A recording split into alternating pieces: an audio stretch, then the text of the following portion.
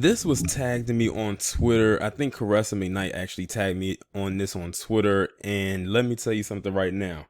They are trying their damn hardest to push a lot of narratives rolled and packaged into one big ball of fuckery and confusion, and they are thrusting it upon us, and they are literally now forcing it down our throat. So what you are looking at is three definitions that have now made it into the Merriam-Webster's dictionary. They, inclusive, and colorism. Now, they has always been in the dictionary, but they're adding a new meaning to it. I'm going to read to you each one and we're going to discuss. It says new words about race and identity. On a more serious note, several new entries are for words that address the complex ways we view ourselves and others and how we all fit in. They expanded to include this sense, used to refer to a single person whose gender identity is non-binary. So basically what they're saying is they are there, where in the future, you may not be able to identify as the gender that you know you are. This is what I keep talking about with that gender fluidity shit. This is what they're pushing, and they're pushing it heavy to the point where they, in this context, has made it into the dictionary. I'm not making any of this up. It says it's an expansion of a use that is sometimes called the singular they, and one that has a long history in English.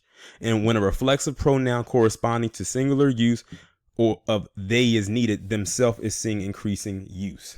The next one is inclusive, a new sense that has been added, allowing and accommodating people who have historically been excluded as because of their race, gender, sexuality, or ability.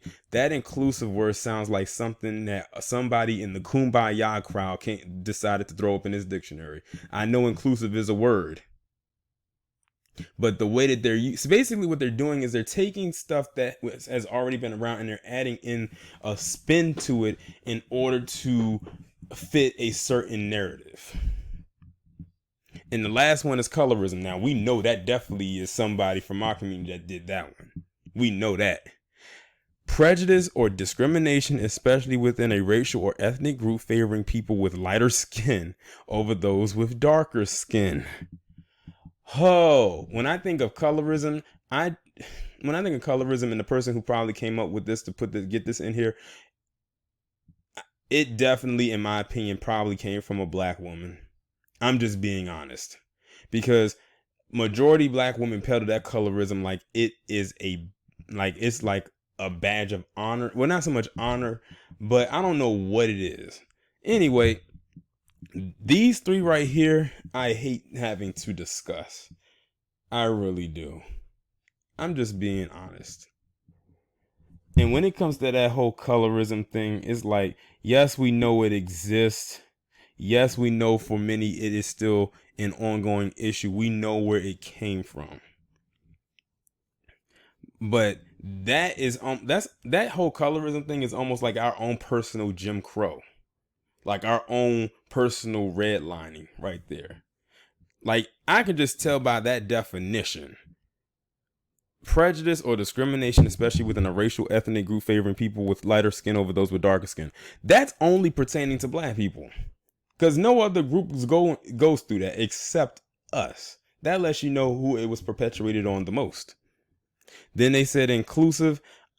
That could almost be from black people as well, as much as some of us love to be included in every damn thing, even when we were never invited. Now, as far as that they thing goes, that has LGBT written all over it. Like I said, I could look at these definitions and tell from whom they came from. And these are only three. It said from several entries. We don't know what the other entries are, but these were the three that stuck out. I have nothing more to say. Y'all let me know. I can't wait to see what the comments say about this. But y'all let me know what y'all think about this down in the comments, and I will talk to you in the next one.